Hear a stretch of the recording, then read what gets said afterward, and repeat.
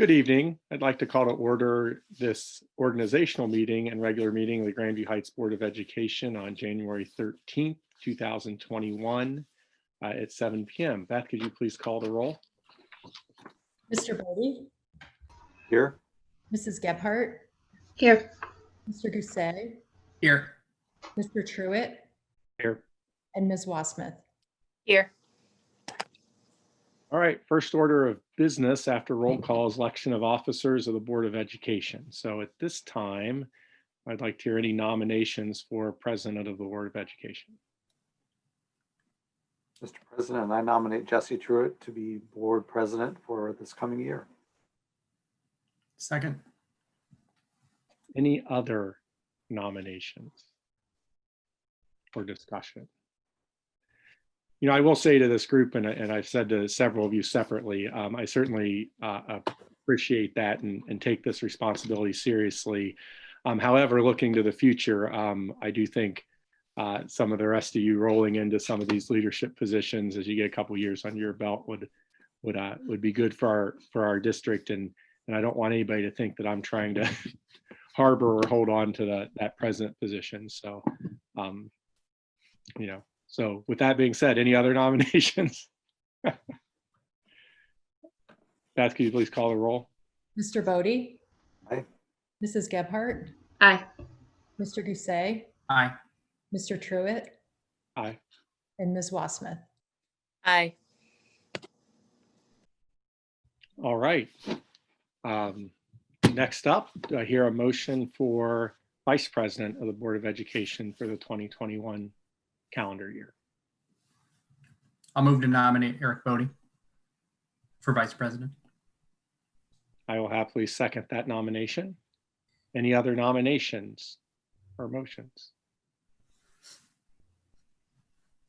Any discussion? All right, Beth? Mr. Bodie? Aye. Mrs. Gebhardt? Aye. Mr. Gousset? Aye. Mr. Truitt? Aye. Ms. Wasmuth? Aye. All right. Well, as everybody here is aware, we have the organizational part of this meeting has a lot of annual requirements. There's nothing, and correct me if I'm wrong, Mr. Culper, Ms. Collier, there's nothing here that we haven't approved before. Looking at my notes, a lot of these things are fiscal in nature.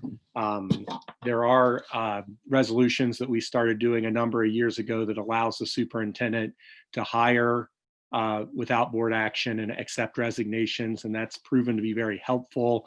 The board still has to approve new hires before folks are paid, so we still have authority within there, and we've asked Mr. Culp to communicate when he needs to do that with us, and he has. Haley Head would remain as the public records person, Madeline Partlow in the Title IX position. For the meeting schedule, the dates that are in here, this follows the same format that we had this last year. Second Wednesdays at 7 p.m.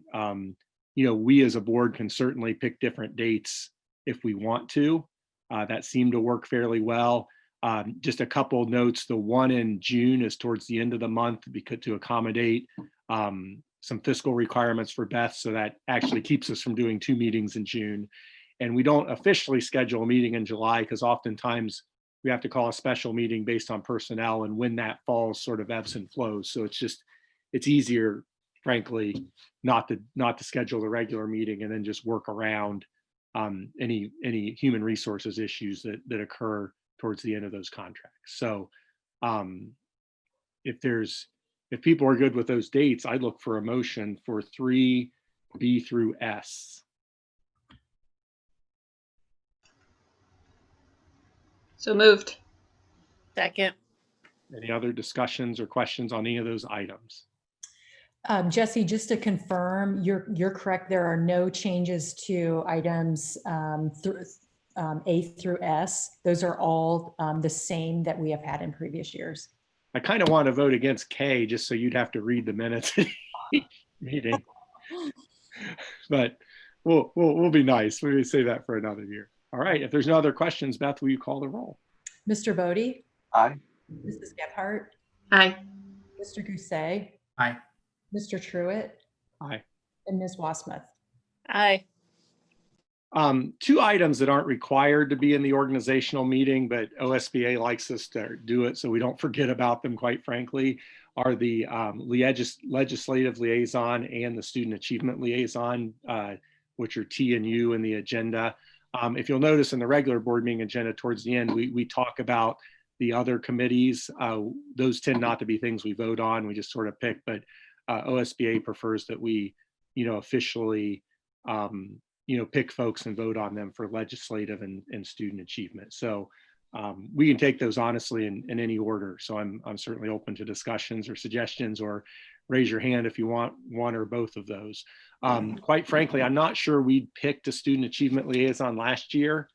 And so they end up naming the board president that position, and just basically they just sort of send you updates. There's not a whole lot of actions there, but I do think it would be nice to put someone in that position specifically, but not a huge time commitment.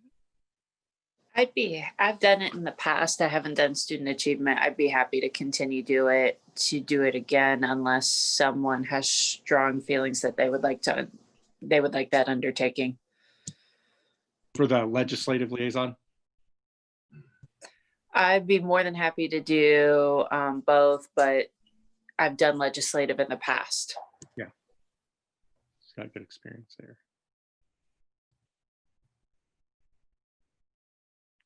Someone want to make a motion for Molly to be the legislative liaison and student achievement liaison? Yeah, I'll move to nominate Molly for both of those liaison positions. Second. Oh, Mr. Gousset. Was that a second, Eric? All right. Thank you, Molly. Those are, we sort of joke about those, but those are two important positions, especially I know that we appreciate the legislative updates you bring to us, and you always have a good handle on what's going on in that realm. So that does not go unnoticed. So Beth, can you call the roll? Mr. Bodie? Aye. Mrs. Gephardt? Aye. Mr. Gousset? Aye. Mr. Truitt? Aye. And Ms. Wassmuth? Aye. All right, moving on. We do not have any public participation this evening. Once again, at our regular board meetings, we allow public participation at each one of those, even in the virtual setting, but no one has signed up to do that this evening. And so, Mr. Kolth, I'll turn it over to you for the other items under recognition and presentation. Excellent, thank you. And congratulations, Jesse and Eric. At this time, I'm going to turn it over to Jay Tadina, our construction manager at risk, who's going to give an update and also be available for any questions from the board. Welcome, Jay. Hey, good evening. I got these new AirPod toys, for Christmas. So just want to make sure y'all can hear me. Okay. Okay, great. Well, glad to be back again. Glad to have another month of construction, positive, construction behind us. A few key accomplishments since the last time we spoke. We set all of the rooftop units. So those are the, HVAC heating and cooling units that will condition the space for the new middle school. And so that was a major milestone, a major accomplishment towards turning on permanent heat and cool so that we can start finishes in the spring. So that was a good milestone.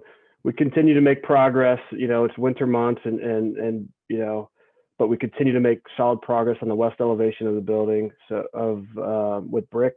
So the north and the west elevations of the middle school, brick has been completed. Now we're on the west classroom wing, which is, I believe the 5th and the 8th grade wings. And then we're working our way south and then east. And so we have a progression plan that we're using and executing now with brick. I think last time we talked, we had all of our walls stood inside the building on the 2nd floor. We're to that point now this month on the 1st floor. And you can kind of see the shape that now the 1st floor is starting to take with the 4th and 5th classroom wing and the academic wing as well. So that's been an accomplishment. Other than that, that's where we're at. We're working towards finishes. We're working towards drywall, which is coming up this month. I think that by the time we speak again, we'll see some glass start to be installed on the outside of the building, which will be great. maybe some permanent stairs. You know, we're kind of right along that window where we'll just be starting those, or they'll just be coming up. But that's what we're looking at, you know, ahead over the next month. You know, and then from a management standpoint, we're tracking materials. You know, some of those long, you know, decorative, nice finishes that have long lead times. We have to field measure to make sure they spit, and then track the material when they're gonna arrive and make sure they're on schedule. You know, elevators, for example, are released and they should be showing up at the end of March or early April, but it's kind of the stuff that we're working on now for those. As far as COVID-19 concerns go, you know, it's just a continual management of safe practices and making sure our people are safe, and making sure we communicate very clearly if there's any, you know, any roadblocks. And for the most part, we've been able to overcome those. There's been a few components within major equipment that weren't able to be prefabricated in that equipment. And so a workaround to avoid any delays is, you know, some of our electrical panels will be delivered without their surge protector devices, and it's nothing to be concerned with. It's just an example of how we're able to overcome some of those, you know, pieces and components that have, you know, that have impacts of COVID that we're able to overcome and not impact the overall schedule. You know, and then another challenge, I guess, that you would say, or something that we're working closely with the city, is parking.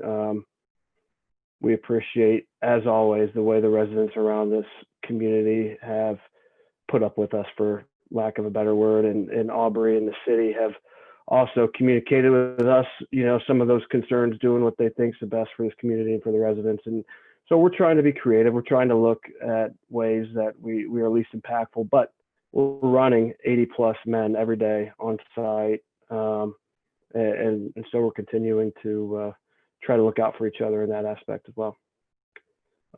Any questions? Anything I failed to mention for this month's update?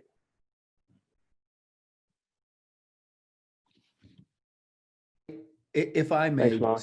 if I may just add a couple thoughts. One, I am struck or taken by the brick that is being put up and how much it is fitting with the brick of the high school, which was obviously an intentional design factor. And it just really looks great. Beautiful. So that's awesome. And then the second comment I wanted to make is, Jay, I also so greatly appreciate your willingness to do the hard hat updates with me. And you do a really great job. And I think that the community is finding value in those. And for the board's edification, we have our 6th hard hat update scheduled for a week from Friday. I love being on video, so it's all good. Natural in front of the camera. No, I'm kidding, of course, but happy to do it, and enjoy spending time with you and Chris on that. And that was a really nice touch with the holiday decorations too. I don't know who was behind that, but those were cute. Yeah, no, that's it's a team effort. You know, we kind of think, you know, we try to make it special while we're here in the moment. You know, try to appreciate the journey, and you know, we've a few good ideas and here and there that came out that we like to take advantage of, and you know, we've appreciated what Haley, you know, has done as well for us, you know, to look out for the trades, and we'll continue to try to make this thing positive as we deliver the middle school and the high school.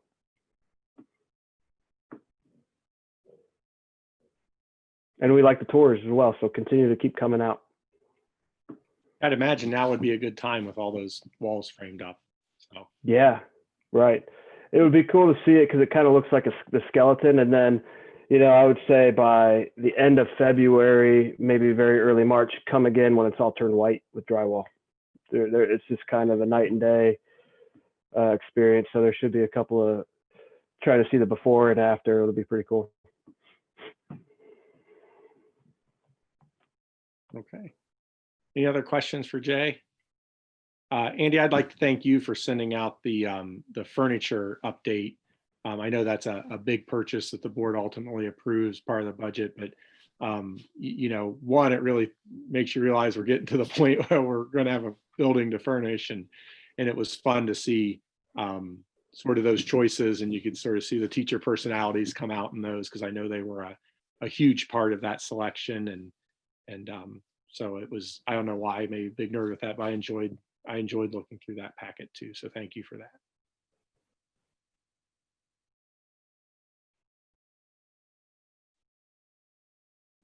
All right. Have a good evening, everyone. Thanks, Jay. See ya. So next we have a presentation by Dr. Lusher, an academic update. So Jamie, thanks for joining us and finding time in your busy schedule to share. Okay, sure. Just want to make sure, are you able to see my screen? Yes. Perfect. Okay, so first let me thank each one of our board members for the opportunity to share this information with you tonight. I will say that never in my wildest dreams would I have thought a quality profile update or a state of the schools experience would feel and look like this. So I do appreciate the opportunity. I would also first like to say that as we prepared these metrics and this information for you, it really was a great time for us to calibrate and to look back. Obviously, we are at a midpoint in terms of our academic year. So much of this planning in terms of our continuous improvement, as you know, happens in February, March, and into summer. So for us to look back and to be able to calibrate and look at these metrics, I think was a very healthy process. What I'd like to say, though, before I begin, is that we've spent a lot of time this school year in particular talking about the social, emotional, and mental needs of our students. And when we think about this quality profile and we think about this data, given the fact that we're not through this pandemic, it's hard to calibrate and sort of even begin to wrap your mind around some of the information that I'm going to share. But let me try this. So when we work with students or staff members that are having high levels of anxiety, and any parent that's gone through this experience this year and trying to rear their kids and make sure what they have has had high levels of anxiety. And one of the first things that you do when you're working through any kind of anxiety episode is to fact check. So what I would encourage us to do as we look at this is a fact check. This is a calibration. I know many of us are ruminating on this thought of, what is this impact going to be on our kids? What gaps will they have? What will the residual impact be on their long-term academic achievement? Well, I think at the end of this presentation, you're going to have good information and maybe a little peace of mind that based on our data through spring and the data we're collecting now, that we're going to be okay. And we're going to have a plan in place to make sure that our kids have exactly what they need for colleges of choice, programs of choice, and careers of choice. So let me first begin with this piece. We think about the continuous improvement planning process through the spring and into the summer. We anchor that with where we are currently in our actionable steps as part of the continuous improvement process and the information that we share with our board members and community at each one of our monthly meetings. We ask ourselves where we're headed, and then ultimately, where will we be by the ending point of that academic and fiscal year? So that's exactly what anchored our conversations around the continuous improvement planning process this year. And it was great to have Molly Wasmuth and Kevin Gousse's feedback as a part of that work with the Teaching and Learning Committee, because we really needed to be mindful of how we were going to set actionable, targeted, and meaningful goals this school year that are obviously aspirational, purposeful, but also attainable. So as you are aware, these were our three objectives that anchor the work that we do at the district level and all the directors, and then our building leaders, as well as our support services team. And then ultimately, these objectives can be seen in the granular levels of our teachers' continuous improvement planning process, which is actually called a professional growth plan that they have as part of their evaluation process. So this goes back to, you've heard Superintendent Culp speak of this a great deal, the unification of purpose, that truly working on the work together systematically and systemically to make sure that we are focused on the right work. What you'll notice this year is that objective 1.3 obviously had to speak to the systematic and responsive nature of the work around COVID this school year. So we felt that that was important because, as you know, our building leaders, our teachers, our students, you as a board are navigating these unparalleled times. And so to be able to make sure that we were responding, but also capturing, again, some of the innovation and some of the positive efficiency pieces within our organization. We really felt like having that academic objective 1.3. And I know Molly and Kevin, we went back and forth on how this could look and feel in the continuous improvement plan. this really was one that we talked long and hard about making sure that we could capture any innovation or anything that could potentially be a positive outcome that we want to see held on to, sort of as we prune that garden after we navigate all of this. So some metrics. As you're aware, the 2019-20 data came out. We continue to be top 5% nationally in US World Report, US World News Report, as well as top 3% in the state. We are working with ODE and they're helping us advocate to be able to unmask our math data because we had so few students testing in basic and limited categories that data was masked. So we're hopeful that for the 21 rankings, you will see our data unmasked, and that will even give us better information to be able to share with you and our community. In terms of our composites for ACT and SAT this past spring, you will see that we're pretty stable. We're 24.3 composite in comparison to the state composite of a 19.9. We continue to ebb between a 23.7 and a 25.1. So that was static based on our spring results. You'll also see that we had, this is really exciting. I know Mr. Brown and I talked about this with our composite for our SAT score. We had the most students ever taking the SAT, and they garnered over 1,200 when you look at their comparison with the state composite score. And then with our graduation rate, which you know has been an important focus point for the state report card and other metrics at the state level, we were at 100% last year, which tied us at the state and the national level for first.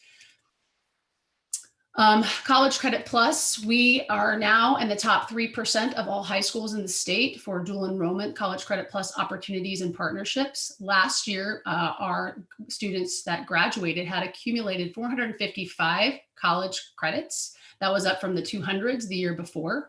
You can also see that we have enhanced what we call our site-based offerings for College Credit Plus. I had the opportunity to listen to Mrs. O'Shaughnessy and Mr. Brown's College Credit Plus meeting last night. And we are a far cry from the days where kids had to, put a backpack on and travel to a branch to be able to have some dual enrollment opportunities. So to be able to host these courses is truly visionary. I know, Jesse, you were a part of that work early on, and we continue to build those partnerships with universities like Kenyon. On board, we're going to be having more courses offered next year. Here you see a slide which shows the total amount of scholarships that were offered and those that were accepted. Might be blocked on the screen because of where your heads are here. But if you look, you can see that we continue to, again, meet that mark in terms of helping families and students save dollars as they go to colleges of choice. Oh, I hit something. Here we go. This is our advanced placement data. This is in particular very exciting. Hold on one second. Let me move this. I want you to see this in particular. So last year, I want to kind of tell the story of AP, and Mr. Bodie, this may hit home to you because I believe you had a student that lived this nightmare per se. So as you know, we were in a fully remote learning environment last spring. And for many years, we have been able to provide advanced placement tests in our building with very familiar staff students. Students take the test paper, pencil. We feed them, we make sure they're feeling comfortable, and we really try to help them put their best foot forward. We also know the effect size that students do perform better on paper pencil tests. So we have held that line with AP as well as ACT, giving students the opportunity to take those tests paper pencil. Last year, being in a remote learning environment, College Board required all students to take these tests online, and the tests were shortened from 3+ hours of assessment time to 45 minutes. And the students were required to submit responses on their own with their own college ID portal, our College Board portal. So you can imagine it was fraught with challenges. We had stories. I know, Mr. Dice, you had an issue where a student had completed all of the work and went to submit it and was not able to submit. So there were a lot of challenges. So a long-winded story there. But if you notice, we had 333 tests administered, and 79.4% of those students that took those tests received a 3 or above, which means they received college credit. That's the highest that we've had in our history, and it was over 20 points higher than the state or the national and state averages in some cases, depending on the test. So that is definitely something to celebrate, but I will tell you, it was not ideal for our students. So be super proud of their perseverance and their willingness to try to show what they know and to do their very best. And I know that our teachers work tirelessly to problem solve and to help students. And we certainly tried to advocate at the College Board level. And just want to give a shout out to Mark Yoho, who is our College Board rep. I think you had the opportunity to meet him a few years ago when we received the College Board Honor Roll certificate. He really helped us navigate and advocate for students when they had had some difficulties last spring. So we certainly appreciate that. And just to reiterate there, again, that was the 333 exams, as well as the percentage of students achieving 3 or above, and that we have been distinguished 3 times on the AP Honor Roll. Okay, so last year, obviously, as we finished the school year, it did not go the way that we had intended in terms of being able to provide camp experiences and some of those rites of passage and whole child experiences that Grandview has been just so exemplary at being able to offer. But one of the things that we thought was important as we looked back at that year was that we were able to work with our 21st Century Learning team in technology under the leadership of Chris Dice to create seamless access to learning by the one-to-one initiative, and increasing our knowledge of platforms and tools, working with our coaches to be able to support teachers as we were able to craft a fully remote learning plan that would enable us to pivot between online learning and hybrid learning models. So ensuring seamless access to our students and working as a team to do so is a really important metric for us to be able to get feedback from teachers and our data teams now. I know principals have been gathering information, and then our 21st Century team, they're meeting individually with our grade level teams and departments to get feedback about technology and access and what is working and what isn't working and how we can continue to find sustainable and viable ways to stretch our classrooms into different environments. These are just a few examples of some, I'm sure these are near and dear to a few of you and you've worked with these with your children at home, but this is just a drop in the bucket. I think the last time that we checked, we have 100+ different resources that we use and tools that we give our teachers to be able to provide access to students and families. And that coaching and that work, it's not just, the 3 feet from you with students. Our coaches are offering parent ed opportunities. Our principals are working and sending out education and quick hits for guides for some of these options. And so we really have seen people come together and really try to build their capacity to how they can support students at home and the family dynamic. I just wanted to give a shout out here. These are our 2 fabulous coaches, Mark Alter and Jess Fields, and they have been doing extraordinary work in collaboration with Project Zero through Harvard, as well as Ohio Blended Learning Collaborative. And they have done tremendous work as we've had to transition and support teachers and students in multiple environments and settings. And not only this idea of how do we maintain the integrity of instruction in an online learning environment, but also how do we learn and innovate new ways that we can stretch. So we continue to have those discussions, and they're doing great work. So I wanted to just to highlight, because sometimes you hear about them, but you don't see them. This is an example of some of the PD that we did this summer directly related to objectives 1.1, 1.2. You'll see that our teachers have really worked to create both synchronous and asynchronous ways to brighten up and create classroom environments online. This is Laura Bova, as you know, who teaches elementary and some high school art for us. This is another example, Meredith Beam, who teaches 7th grade math, as well as 8th grade math and some algebra for us, using Jamboard and Google Slides and interactive ways to be able to get formative assessment of students, to build capacity and to build some, I think some of this was relationship building here, you can see. And then Emily Dupre, who teaches our global languages for our kindergarten through 3rd grade students in Spanish. So you can see that when you think about, I think when we were first transitioning this year to the hybrid model, we were really concerned about what our global languages would look and feel like, because as you know, especially when we have new students move into the district or there's zero background knowledge of this particular content area, this can be a challenge. So this is an example of Emily's work and how she continues to provide interactive opportunities and online learning environments for her students. One of our key indicators too, as we think about next steps for our Wellness for Life committee, is continuing to look at our digital wellness planning. We've done a lot of work, obviously, with the state standards tied to digital literacy and digital wellness, but it's never been more important. We had this conversation today. We look at our students and they're in masks, and the worst thing to see is them in a mask and then also on their phone.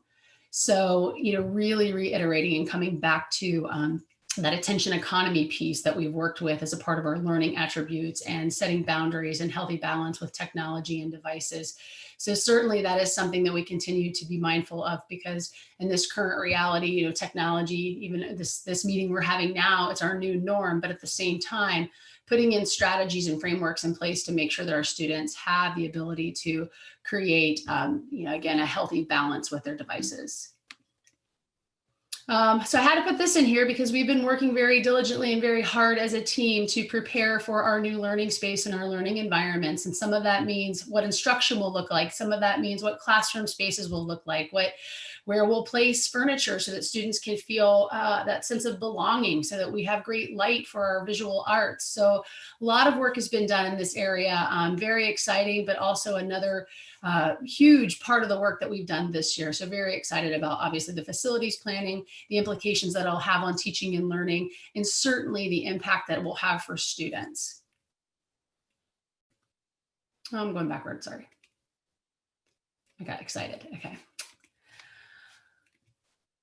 And then finally, you know, we talked about this week in our communications meeting, and you know, when we worked collaboratively to think about the learning outcomes for students and that end in mind as they approach a job interview, as they apply for college, and the skills that are not soft but are strategic that they absolutely need.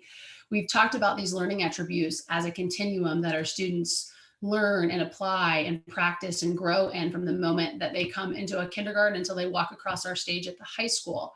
But these attributes have been tested in a different way as a part of this pandemic. I shared a personal story. You know, I watched a 7-year-old persevere and try 3 different ways and finally got into a Zoom classroom. I watched our AP students persevere last year when they'd lost essays and keep it together and push through and submit their work. So there's a lot to celebrate and a lot of beautiful moments, like, you know, that collateral beauty that we've captured as a part of this. But at the end of the day, it will be these attributes in the work that we engage in collectively as a district and come back to these metrics. The beauty of having these metrics, quite frankly, and I know, Jesse, we talked long and hard about what these would look like a couple of years ago, but now that we have the staying power of, you know, 5 to 7 years of longitudinal data, we're going to have data to inform and to help us and to guide us into how we can support students as the residual impact of this pandemic is felt. So even in the next week, we'll be administering MAP assessments to our students, not as any kind of high stakes, but to formatively see where they are, to help us guide our instruction, to provide reading intervention and support, to look and see where we are with math, to see if we've recouped any of those skills, and to focus on specific domains that we can, you know, give our students a little bit more time and exposure to recoup those skills. So that being said, you know, as we think about this quality profile this year, you know, the metrics look stable. We know what we have, you know, in front of us in terms of persevering and getting through this pandemic. But what I will say is that we will keep the focus on the work. Our continuous improvement plan will help us guide and will continue to shape the work that we do at the building level.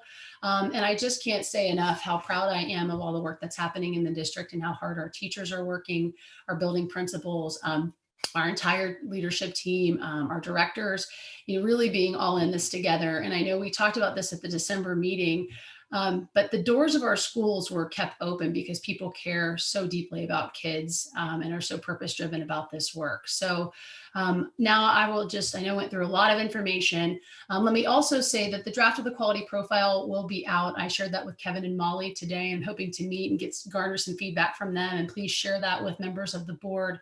We tried to lean it out a little bit this year because I think we are going to send it home in lieu of the winter newsletter. Because we felt like the information might be very helpful to our families, because there are a lot of questions about our current and surreal new normal. So with that, I thank you for your attention and your time. I will open it up to any questions that the board or Andy or Beth, Chris, anybody has at this time. Jamie, thank you for that presentation. Very well done as always. I do think there may be some discussion or questions from the board. So I'll open it up. I have a question, Jamie, and this might be a question for Andy as well. Last year, obviously with the buildings being closed, we weren't able to have, especially the kids that were transitioning between buildings, visit and get sort of like, almost like little orientations. I know personally, I have a fourth grader and there are two other board members that had fourth graders that were third graders last year. And that was one thing that I felt like was missing. Obviously, things are dynamic and you can't predict the future. But at what point do you see sort of planning whether or not that's going to happen this year and how that will look? Well, I'll take this, Andy, if that's okay. I would say that our principals are already doing that now. I mean, Angie's working on kindergarten registration, if you can believe it, and that information is being pushed out. We have so much more flexibility in being able to creatively bring kids in because we're in a hybrid. So I know that Dr. Gage and Mr. Hinkle and Mrs. Malley feel very, very strongly about that. And we're thinking about all those things. And I don't want to steal Andy's thunder, but even so much as we're going to be calling every single family in the district next week just to check in and see how people are doing. So I will say that I don't know. It's really interesting how your perspective changes, that even though we aren't in a full traditional mode, we have so much more flexibility to do exactly what you've outlined and still create those moments for kids to have transition plans, to come into the building, to be able to familiarize themselves with their schedule and where their locker is. And it's very exciting. So I think that this spring and summer will allow us to do that. And I think you'll see a much more seamless, less anxiety provoking transition for our kids. And I know they're already working on that. In fact, they've had those meetings, and even Jess Fields, who you saw on the slide, they've been working on like that 3-4 transition, even the 3-4-5. So that's happening now, but that's a great question and a great point. Thanks. Parent of third graders, I appreciate that question, Kevin. Your daughter's so tall now. My goodness, shut up. I haven't seen them. I feel like over a break I saw them and they're like all so tall. It just happens. Like third grade's interesting, you know? It is. Any other questions or discussion? Dr. Lesher, I just want to really thank you, not just for this presentation, but I know you're an integral part of this work, and I feel like we've been on this journey together for some time, and there was a vision from the board at the time for a quality profile and a prospectus, and looking at data and tracking data, and what's come to be because of your leadership is we've made all that work digestible and transparent. And it honors what our kids and teachers do. It's not a stick. At the same time, when you put out 7 or 8 years of data, suddenly ACT scores drop, or college scholarships drop, or rankings drop. I mean, it's there, and there's I think a healthy amount of pressure around that. But I really appreciate seeing it come together. It's so much better than I think we could have pictured. We very much always keep track of sports records and music competition records, as we should.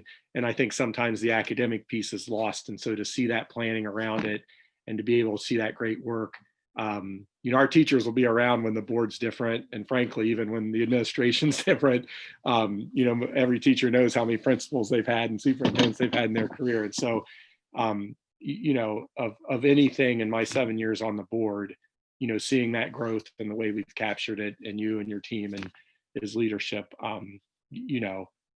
dare I say, more than a new building is really exciting and what it's all about. So that means the world to us and our kids, and we've always had all the pieces, and I feel like over the last one of these days we're getting close to where we're going to say over the last decade we've been able to put it all together. So thank you. I mean that very, very, very sincerely. Not just to you, but to everybody that's made that happen. I was going to say thank you. I think it's such a team effort and a team approach. I do earnestly believe we have the best teachers, and that I just get to tell the story, but I get to work with amazing humans. But that includes our Board of Education that support this work and that advocate when we need to advocate, and share knowledge when we need things shared. And I know OSBA talks a lot about that collaboration, and I feel like people would be very surprised to see how important that work really is, and how when we do work together, what you can accomplish. And I would say this, Andy and I will be gone one day, Beth will be gone, but the credibility of this school as an institution and an exemplar in public education, and the doors that will be open to our children for generations because of the work that's been done, like that matters so much. I remember when I first came and somebody had talked about the fuzzy paw print or something on the transcript. And they're like, our kids deserve better. And I just, and now, for kids to get early accepted into NYU or to be considered for co-ops and for those scholarship dollars, like to be able to eradicate those barriers for our students, because it's hard. It doesn't matter what tax bracket you're in, life's hard. I mean, they're dealing with it now. So I thank you for that. But I do think that, again, that shared approach and the ability to stretch and to look at things. And to your point, it is a risk to put that data out there. But it's a healthy risk to take when you're, coming in every day and doing the work. The outcome will be there for our students. So I do appreciate that, and so much appreciate the collaboration with the board. And I know our whole team feels that way. Jesse, I do have one other thing to ask. So, in the presentation, did have pictures of the building and, getting ready for that, which is, a multifaceted effort. I guess I'm thinking about back when we were planning, and even before we started design, there were some very, very exciting things that to me were the most exciting part about the whole building project, that if I could encapsulate as sort of around the teachers were already there at trying to deliver a true 21st century learning with things like group projects and collaborative learning and project-based and there were a lot, and science, a lot of the science labs, that our facilities were really holding us back. That was a limiting factor. And I think when we were adding, frankly, we added $10 million to the budget to be able to do some really cool stuff besides just, basic classrooms. And so thinking about how that translates, we're now nearing the point. We're thinking and planning for, the world where we will start to have some of those new buildings, at least at the higher level. And just thinking about how that would translate into the quality, like what would that mean in terms of classes offered or types of learning offered. So, I wouldn't expect it to necessarily be a point now, but I think, as we go forward, I'd be very interested for you, to be intentional about, like a year from now or 2 years from now, when we get this presentation, thinking, okay, here are the things that we're able to do with quality based on, the new facilities. So I don't know, I'm sure you have some advanced thoughts around that. And just would like to hear your. Oh, no, I love that you brought it up. So if I could give an example, I think I told you about our AP biology students, and it's one of my favorite times of the year. And I feel like Maya did this for me, but they have to, one of their prompts, and you may do some of this, Kevin, is they have to come and they have to posit a cure for cancer, and the amazing presentations that they give, and how, I'm just like, I feel good about the future, right? Because their ideas and just the research, and they're articulate. And when they presented to me, I'm not kidding you, the whiteboard's this big, they're in the corner of my office. And I'm like, you should be in this beautiful 21st century learning space, explaining things on multiple mediums and pushing out that information and publishing. And so I think of it in three ways. That's one example, but you think about our content, our structure, and the delivery of content. And so when you think about the structures for kids to apply and practice, I said differently, our kids are inspired and learning in spite of our facilities, and they're doing amazing things. So I can't wait for like 2 years out to come back and to show you an example or a video of what the AP bio presentations look like in a new learning space. I'm a former science teacher that taught out of a typewritten classroom and had to take buckets of water for my labs. So for our science teachers in particular to have that lab space, the outdoor learning potential and opportunities. I think it's going to be very exciting, but I think that to your point, at one point, this was technology, and it's still a really important part of what we do. So it's not just the space, it's not just the learning environment, it's the high yield and research-based strategies. But I think you're going to see a lot more opportunity for our kids to apply, practice, and innovate, and our teachers to release responsibility, because the environments are going to invite them to do so. Now they're limited, and I see you shaking your head, Kevin, like when you're limited in space, it's just a little more challenging to do so, and in particular now with the social distancing piece. So yeah, I think that would be an excellent way to sort of bring to life as I put in, like, instead of pictures of the building and the quality profile, maybe some examples of how 21st century learning or the learning environments have impacted the structure, the delivery, and obviously how the content has come to life as a part of those learning spaces. It makes me think of the visioning sessions that we had when it was like the dream big and we were looking at the outdoor pieces. Now we can show those examples and even some student artifacts and work and evidence. That's great. Great. And I think part of that, like, you know, Jesse was just talking about kind of the quantitative side of that, of being able to, like, you know, put out these measures, and you know, some areas of learning lend themselves more to that test scores and graduation rates, and others less so. So, I mean, some very exciting, just simple, you know, anecdotes about an example. But, you know, even just thinking about how we might capture and communicate that, like, you know, the percentage of students that did a project-based learning project, you know, in every given year or something, you know, how, you know, a way to capture that would be meaningful, that, you know, we could use as a communication point, I think would be really helpful too. I think that's great. I don't know what that is, but, you know. No, I think that's great. You know, we do something like that in our Schoology courses right now, where we do it with standards or how we cover content, but then also really what you're talking about is making sure that you have a balance of the application and practice for students for their learning outcomes. So that wouldn't be hard to track. And I think we have teachers doing that at like kind of at granular levels now within their classroom, but I think that would be a really, that would be valuable to capture that. So I think that we could easily do that with some rubrics, and then also just looking at the types of tasks in terms of taxonomy where kids are. So I think we could easily capture that data. Sounds like a good work project for Chris Dice and I.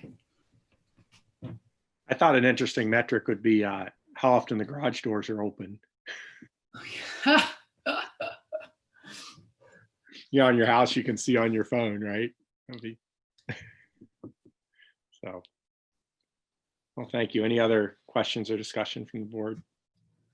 Once again, thank you, Dr. Lusher. Yeah, thank you, Dr. Lusher. Excellent job. Thanks.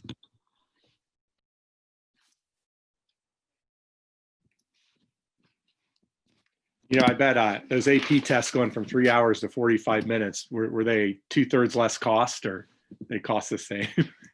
I bet you they were the same cost as far as I know. So, well, that's all.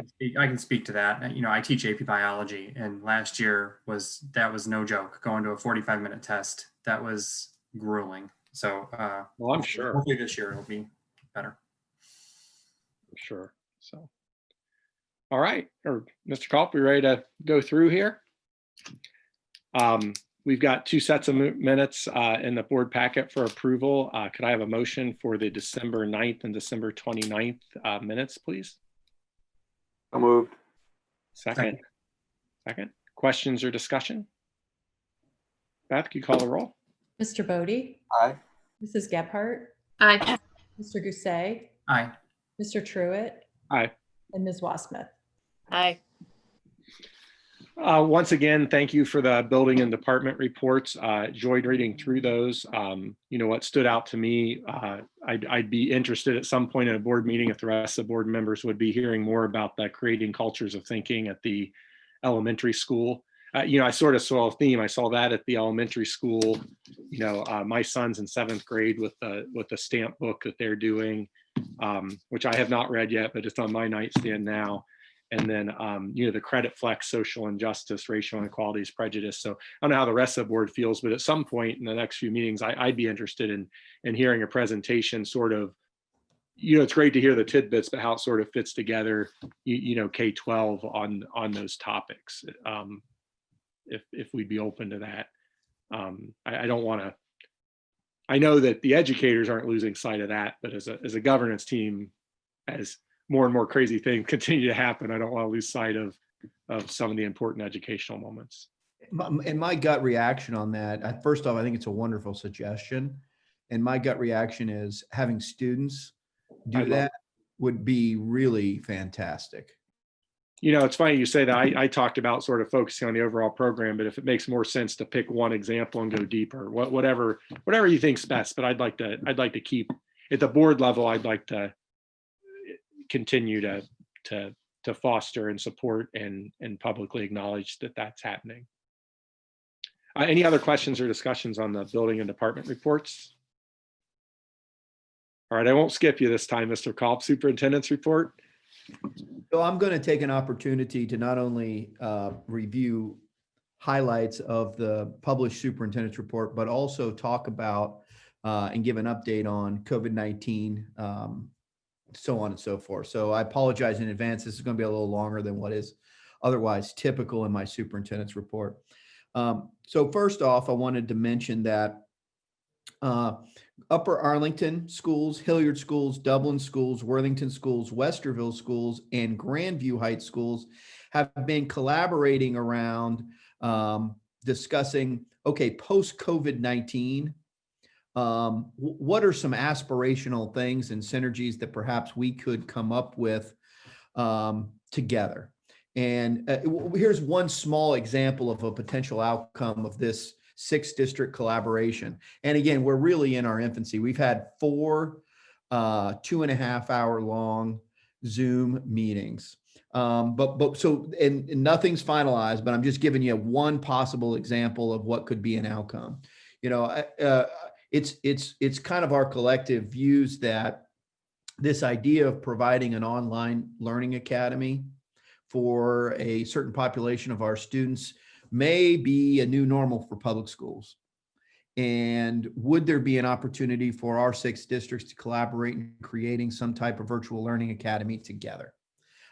So again, that may not be one of the outcomes, but I'm sharing with you an example of ideas that we're generating that could be a possible outcome. Secondly, I had an opportunity today to meet with the class of 1959. For whatever reason, this class is a really tight group, and they invited me to speak. And so we did it via Zoom, and I was able to share and give an update on our facilities. As you recall, Bill and Nancy Boardman donated $250,000 to outdoor learning space. And we also had Butch Newland, who was also a 1959 graduate. As part of his passing, they created a Butch Newland Memorial Fund, and all of that was donated to our facility project. So in addition to that, the class of 1959 has also made a collaborative donation. So they're really vested and interested in our facilities project. And I had a really great meeting with them today, and it's always exciting, and it was really fun. And Colleen Cross, our assistant project manager, joined us for that. And it was just a really great meeting.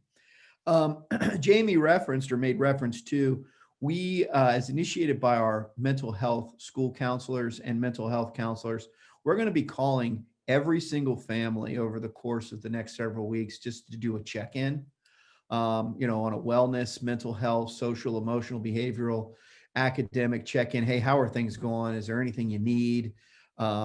Which really is, if you think about it, remarkable for a school district to be able to do. And it's one of the things that makes our district so unique and special. So I was really excited and moved by that initiative.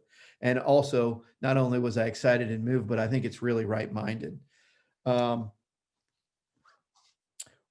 Wanted to mention that, and I think Jesse referenced this, the 7th grade language arts classes, students are finishing reading the class book Stamped: Racism, Anti-Racism, and You by Jason Reynolds. There it is. He's holding up a picture. So, that's one example of a broader context of our addressing, racial injustice in our district through a specific grade level. One of the other things that we're doing is the Signs of Suicide program for freshman students will be January 20th and 21st with the help of a small team of Centero school-based staff and Grandview High student service staff as needed.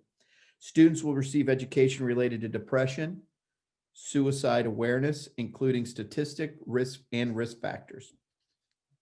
Grandview Heights High School received a very generous $30,000 donation from the Thomas C. and Tamia P. Sutphin Fund. As I may have shared with all of you, and you may recollect, my very first year as superintendent in Grandview, I had the distinct honor and pleasure to meet Mr. Sutphin. and his wife. And he has since passed away, but they continue as part of the Columbus Foundation to donate to Grandview Heights. And it was humbling to meet him. He graduated from Grandview Heights School and started the Sutphen fire engine. If you'd go on northwest on 161 on the left-hand side, out towards Marysville, you'll see the Sutphen plant, or one of them, hugely successful in building fire engines. Really an amazing person, and one of our very own graduates who continues to donate. Switching gears here to COVID, want to provide just a general COVID-19 update. Franklin County had seen a 4-week consecutive decrease in COVID cases and percentages. However, from the week of January 3rd to the 9th, they saw a 4.4 increase. So that decrease, that 4-week decrease, is kind of changed from the 3rd to the 9th. The age bracket from 20 to 29 continues to be the highest COVID spread in positive cases. Our case rates per 100,000 dropped just very minorly. They're sitting at very, very high at 634. And our positivity rate increased from last week of 16.4 to this week, 17.3. Hospitals seem to be very busy, but doing fine, able to keep up with the current COVID positive cases, but certainly are very busy. Our dashboard for Grandview Heights schools today, we had 17 total quarantining and 4 positive cases. Vaccination is one of the really large issues that is a hot topic in public schools in Ohio. So in essence, the reality is that the vaccination, there's new guidance and research that had been done regarding vaccination.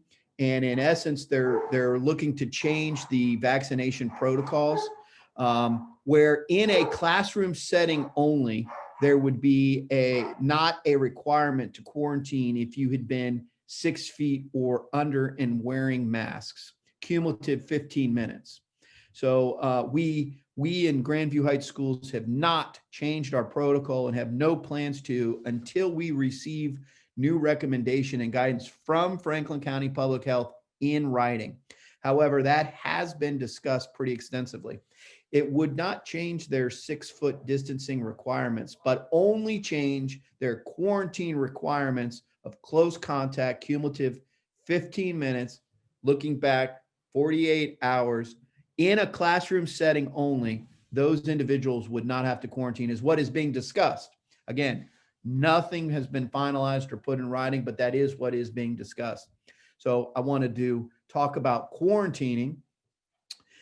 The second thing I wanted to talk about is vaccination. So we have a plan in place such that all of our 1A, and so far a total of 5 employees in our district have realized their first round of vaccination. So 1A is our medical staff. So it included 3 nurses and 2 secretaries who've already realized, as a result of being an employee in Grandview Heights, their first round of vaccination.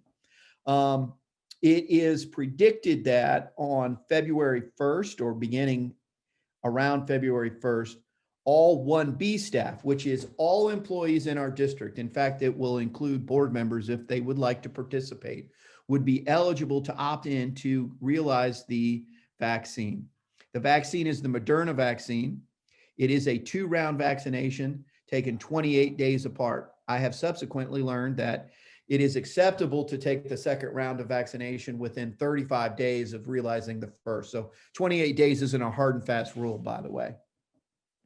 The big question is, how are we going to administer the vaccine to all of our employees? There seems to be kind of 3 scenarios where we could deliver the vaccination. I think the prevailing view and the preferred view, certainly by me, and I think I speak for the bulk of the staff, would be analogous to how we deliver the flu shot. We'd have a clinic set up on school grounds to administer the vaccine in collaboration, say, with, for example, it could be Giant Eagle, it could be Nationwide Children's Hospital, so on and so forth. That would be our preferred way to administer the vaccine. My sense is that likely that won't happen. My sense is that more likely it will drop down to our second preferred, which will be we'll have to go to Giant Eagle or to a Walgreens or to a CVS. And probably most likely what will happen will be the least preferred, but the most realistic. And that is Franklin County Public Health has clinics set up on Morris Road. And through a process of registering, we'll have to have our employees over, say, a 2-week period, drive to the Morris Road clinic that Franklin County Public Health has set up to be vaccinated. That likely will be what transpires in the way in which ultimately all of our staff are vaccinated. It is voluntary, and we have a survey that we will send out to all of our staff tomorrow to begin to create a database for what staff members are going to be vaccinated that we can readily send to Franklin County to expedite the vaccination process.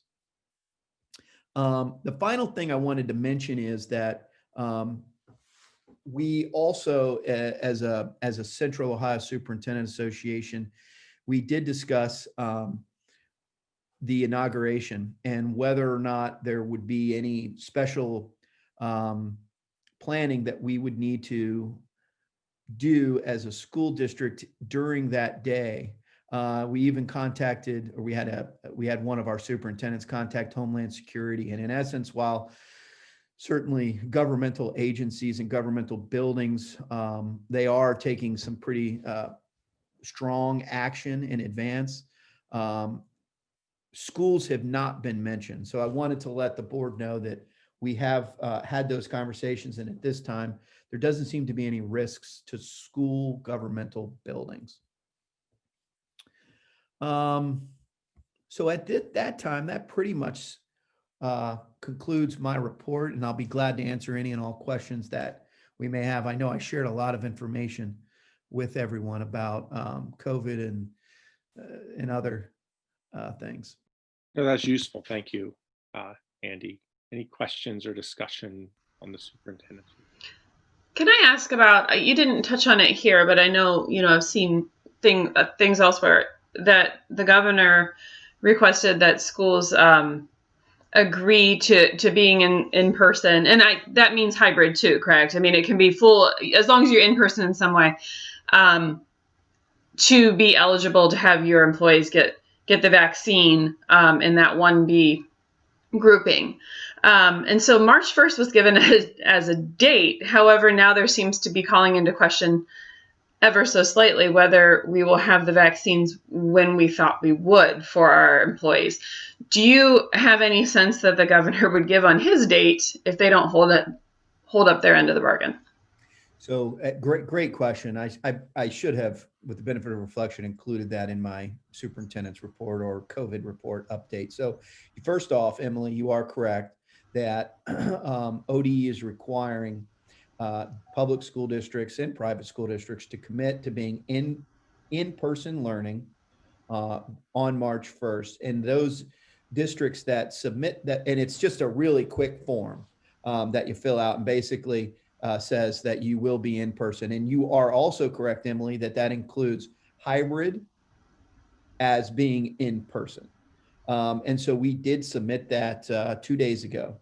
I think also what I learned and what was communicated to me in a non-declarative way by Franklin County Public Health and Columbus Public Health was that there was a sense on their part that vaccinations were running low. And so, and that was shared under the auspices of 1B school employees are scheduled to get their vaccine on or around February 1st. However, they said that between now and then, while that was still their goal, they were concerned about vaccines running low, and therefore that timeline could be delayed. So I don't know whether or not the governor would or wouldn't move on the March 1st date. My sense is that he would move on that. and that this is all very dynamic. And, you know, my other observation is, and I will say I haven't followed it specifically the logistics associated with vaccine deliveries, but my sense is that, you know, the warehouses from which they come seem to, quote unquote, those warehouses say, well, we have the vaccine. But the deliveries from the warehouses to where they're going are saying, well, the warehouses are empty. And then the people are saying, the point B place are saying, well, the deliveries aren't coming. And so it doesn't seem like anybody knows, but the long and short of it is, I think maybe a more simplistic way to say it is there seems to be some worry of holding back some of the vaccines so that we can ensure those that got round one will get round two.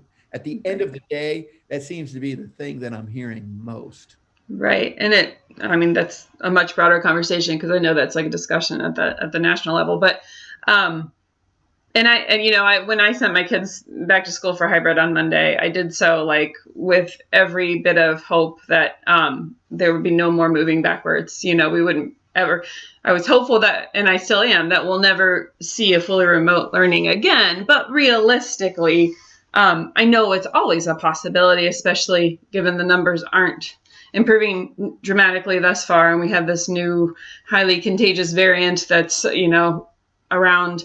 But I was just curious because, when he said that about March 1st, I thought like, well, you're saying the beginning of February takes about a month or so to get 2 doses, but obviously every time the one moves, but like March doesn't move. Anyway, it's a long-winded way to say I was just curious. Yeah, I think best case scenario, we're looking at middle of March to end of March. Best case scenario to have all or the vast majority of our employees fully vaccinated. But I still think it's fair to say, like, some people, I think, hear the news and hear that March 1st date and are thinking, oh, great, that means my kids are going to be back in school, like normal, quote unquote, normal in March. And I think that's still a stretch to say that personally. I can hope, but. So Emily, I think that's and one of the things I think, and I think is really important for this board to begin to reflect and think about is, what does that mean for us as a school district when we've met that threshold, whether it's into the, whenever that is. And so I think importantly, the vaccine protects you. It protects the person that has had it. It doesn't prevent you from spreading it. And it doesn't prevent you, if you've had the vaccine, from spreading it to someone who hasn't had the vaccine. And I think importantly, it isn't going to change likely in the short term some of the best practices that we've found to be successful in mitigating spread, to include hand washing, hand sanitizing, wearing a mask, doing your very best to maintain 6-foot distancing. Until we reach that threshold of 70-80% vaccination, it isn't going to change those things. The other $50 million question that I think needs to be answered is, well, okay, how long does the vaccination last? Is it a 12-month? Is it an 18-month? Is it a 2-year? And I think because we're in this new frontier and everything is new, they can't definitively answer it. They're confident, I think, in 12 months, but so what does that mean? And will we be in another cycle like we're in now of vaccinations? And will we be able to get them more readily such that we aren't in the situation we're in? So there's a lot of, to your point, Emily, I think questions that we're going to need to really think about and deliberate about and talk about with respect to what that will mean for us. And I think of equal importance, not just what we think, but what is Franklin County Public Health going to recommend? Well, I think what I hear, and Emily, I don't want to put words in your mouth. I mean, this is obviously a very complex conversation, but part of what I'm hearing is, the governor made a statewide announcement, which I think was really geared towards those tens of thousands of kids who haven't been in a school since last spring.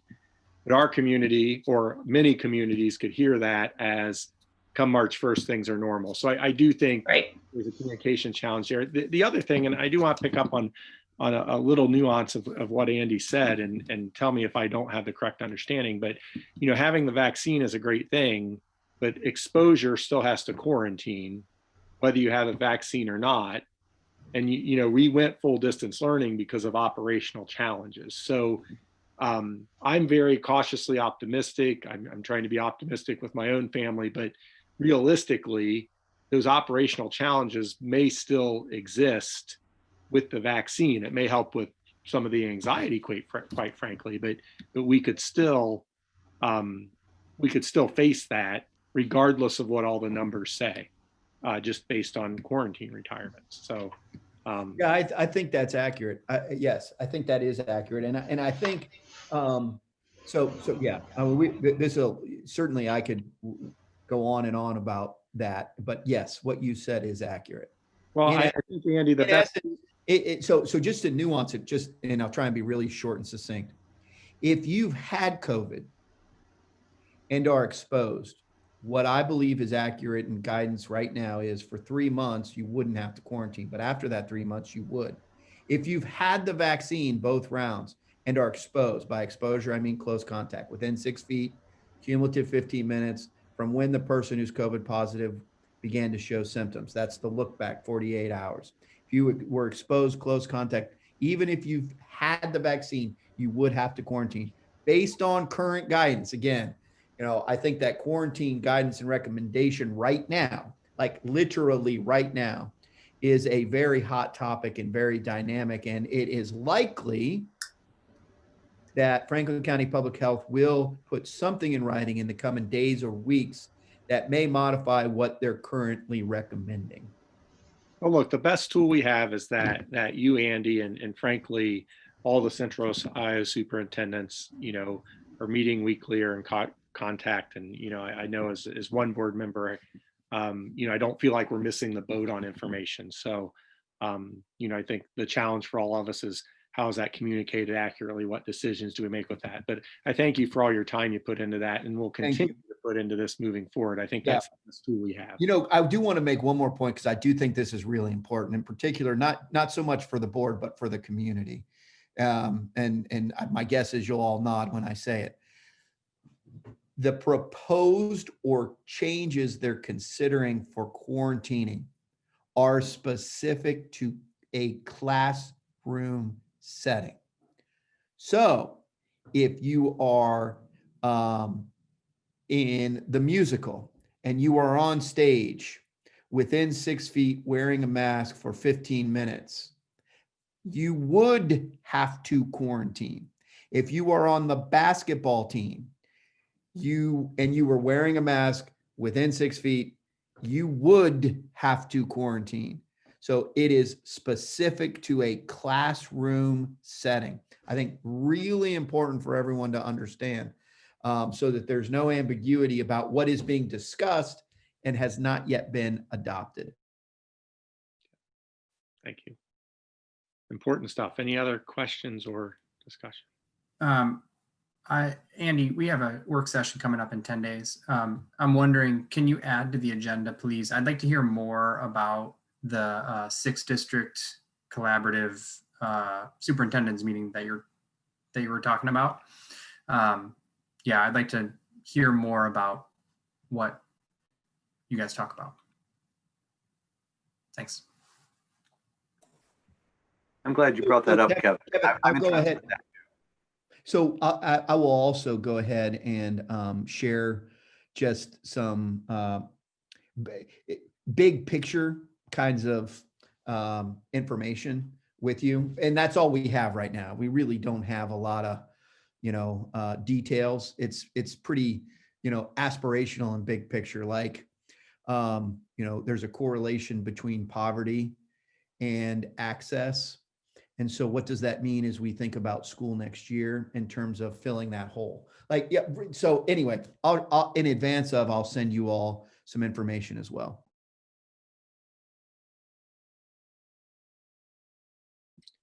I think that's a good idea to add that to that agenda. It sounds like, quite frankly, that may be sort of a summary update, and maybe, Andy, that's something that as we move forward, the Teaching and Learning Committee could, you could continue to update, and move forward so that the board has. Makes a great, that's a great suggestion. So thank you. Any other questions or discussions? If not, Beth, you're up. We get to hear from you twice tonight. Hey. Hopefully this will be just as exciting as the tax budget hearing. So I have just a few financial highlights that I wanted to share. So looking at our general fund as of the end of December, taxes remain unchanged. Our state funding is at just over 50%, so right on target with where we expect that to be. Property tax allocation, Grandview Yard, like taxes, are semi-annual settlements, so there's been no change since our last meeting. And then interest for the month was just over $8,000 for our general fund. Again, we're halfway through the year. The fiscal year total expenditures to date are 47.6%. So just a little bit under our fiscal year to date budget. So looking at our construction fund, our October, or I'm sorry, that should say December, interest earnings were $109,996. And our project to date interest earnings were about $1.25 million. That is net of the investment advisory fees. So that's good news. Soft costs, 48.8% spent, and our construction costs are 18.6% spent through the end of December. And the fund balance for our construction fund, 43.2 million. And then finally, bond retirement fund. Again, I talked at the last meeting about that millage setting process for 2021. We expected that to stay flat, but with the increase in property valuation, we have a corresponding drop in millage. So 4 mills is going to be the collection rate for 2021 for our bond levy. And then just a couple items that will be upcoming with our bond retirement fund. And these, again, follow that original millage model that we have been operating under. So in April, we will be making a transfer from our general fund into our set-aside account, and that'll be a portion of the Grandview Yard dollars. So that'll be just over $1 million. And then also at that same time, we will be moving out of the set-aside or that holding fund the exact amount that will be used to pay debt in 2021, and that is $808,906. So it's kind of a 3-step process. That Grandview Yard money comes into our general fund.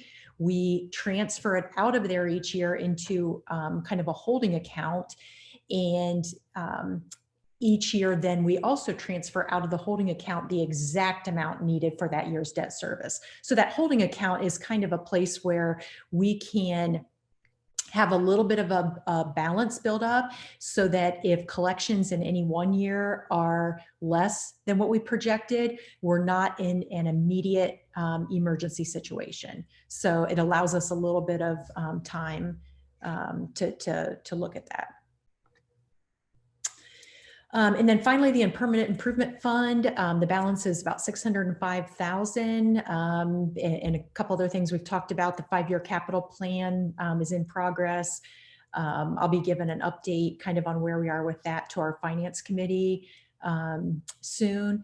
And then the current needs for this fiscal year, the stadium scoreboard, the stadium storage sheds, which we've moved forward with. And then the high school roof project is the other big ticket item that will be coming out of PI funds this year. So those are really the only significant items that we have planned this year out of permanent improvement. So more to come though, once we kind of finalize that capital plan. And again, working with the finance committee on that. So that's all I have.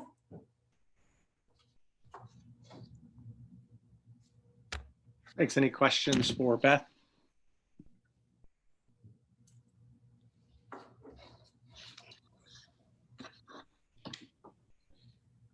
If not, could I hear a motion to accept the December 2020 financial reports and December 2020 bills? So moved. For a second? Second. Any questions or discussions of the motion on the floor? All right, Beth, call the roll. Mr. Bodie? Aye. Mrs. Gebhardt? Aye. Mr. Gousset? Aye. Mr. Truitt? Aye. And Ms. Wassmuth? Aye. All right.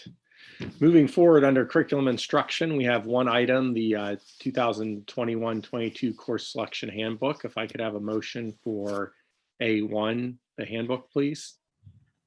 So moved. Is there a second? Second.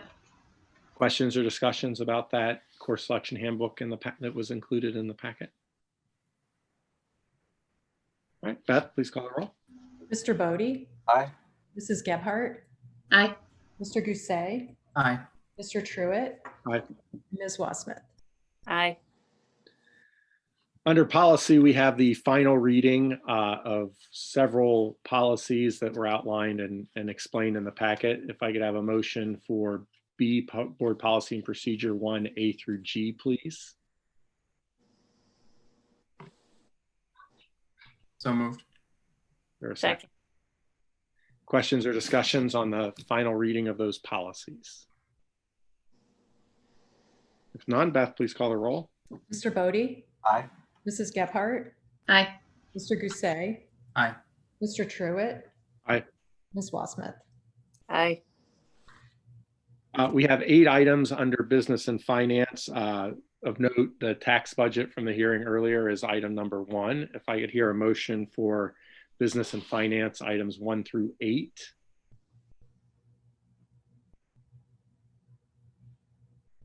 So moved. Is there a second? Second. Questions or discussions? Jesse, if you I'd point out that we're sitting on some sizable donations between the Sutphin family that Mr. Culp had mentioned, Bob McIntyre, the Bobcat Boosters, and local cantina. There's tens of thousands of dollars between those donors, which is outstanding. Any other questions or discussions on any of those business and finance items? I have a discussion point on number 7.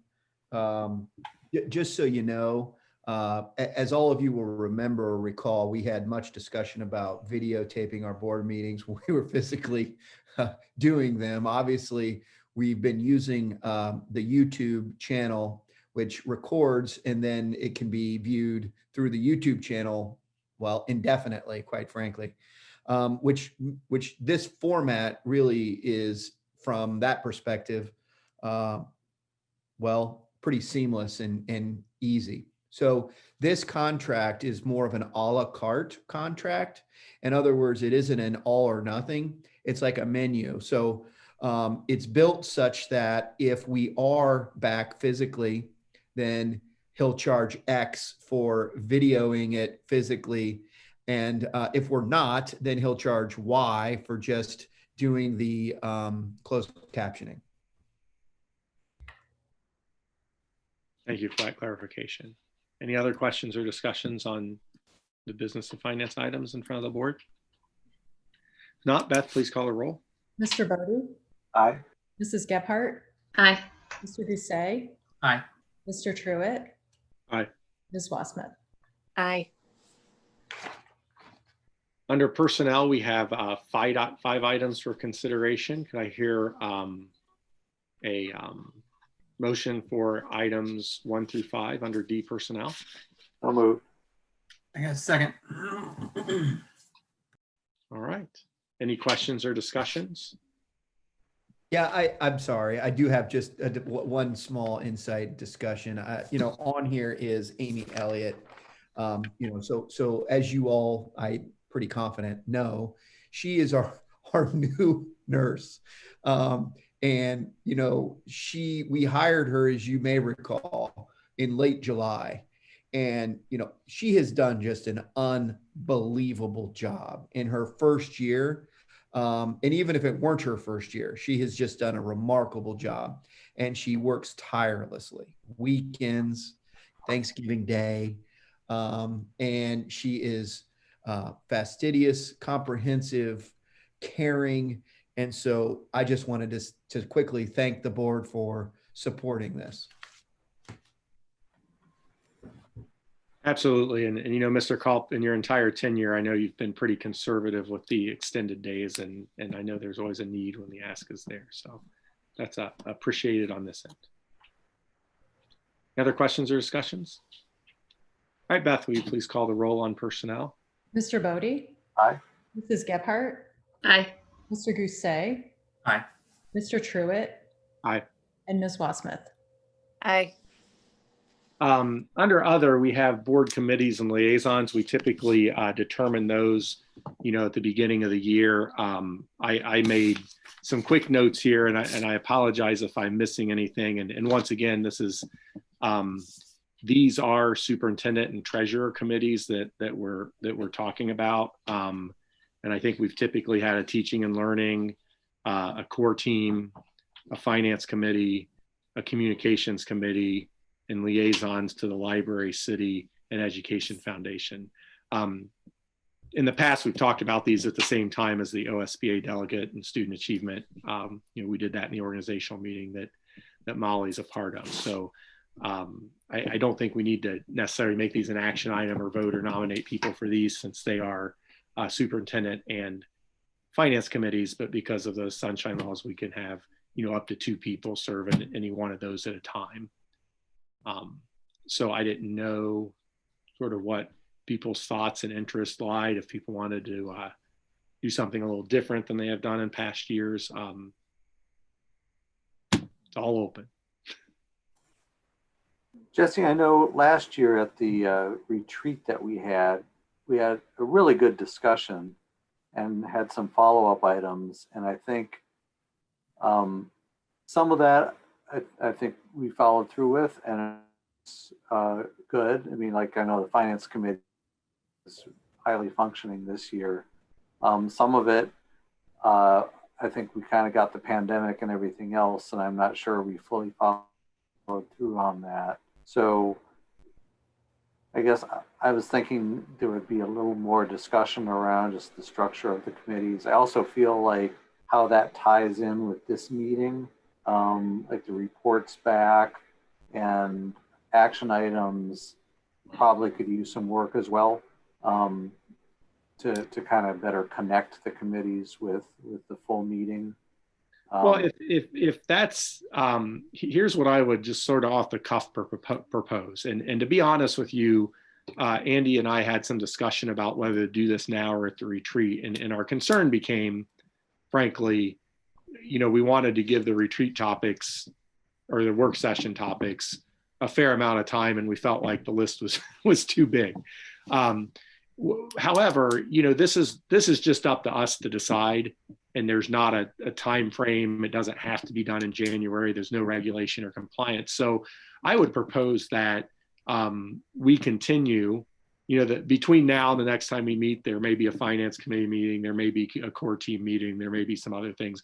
We continue that. And then if we're not able to build it in the work session, make a commitment that somewhere on an agenda before we get through the end of February, we have a more broader discussion. And that gives everybody, all 5 board members and Andy and Beth, quite frankly, some time to sort of process and think about that.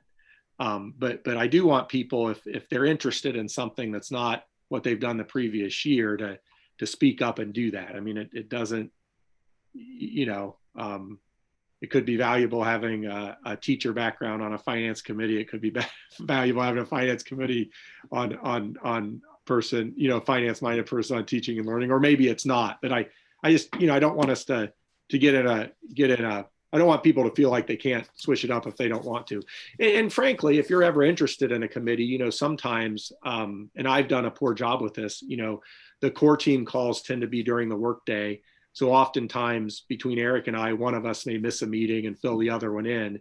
And, we should do a better job of saying, hey, one of us can't be on here if someone else wants to pop in and see what it's all about. And I know that may not work out a lot of time at last minute notice, but, as long as there's no two of us, maybe, offering each other that opportunity could be sort of valuable. So if that's okay with everybody, I'm okay if I do think meetings are going to happen. So if over the next month, we stay as put, and then, but with the commitment that I do want to talk about it and make sure that people's voices are heard. And if there's another interest they have the ability to share that. Or if there's a committee we'd like Andy or Beth to consider that's not there, it would allow you to sort of individually talk to them to see if that made sense, and we could decide what we wanted to do. Yeah, I think, the advantage of the same 5 of us this year as we had last year. So that option of just continuing on in, something that's functioning pretty well makes sense to me without like saying today, let's, this is how we're setting it for the next 12 months. I think that's a good solution. Well, Andy or Eric and I have talked a bit. Emily and Kevin and Molly, does that seem reasonable to move forward from now with that? Yeah. Yep, I'm good with that. Okay, maybe we should establish a committee to evaluate the committees. The height of bureaucracy. We are the government. Okay, moving forward, next on are there any other items for discussion? And does anybody want to have any executive session discussions? Any motions for you? If not, then I will entertain a motion for adjournment at 8:32. So moved. Second. Second. Any questions or discussions? All right, I feel like we got through a lot tonight, so thank you. Beth, please call the roll. Mr. Bodie? Aye. Mrs. Gebhardt? Aye. Mr. Gousset? Aye. Mr. Truitt? Aye. And Ms. Wassman? Aye.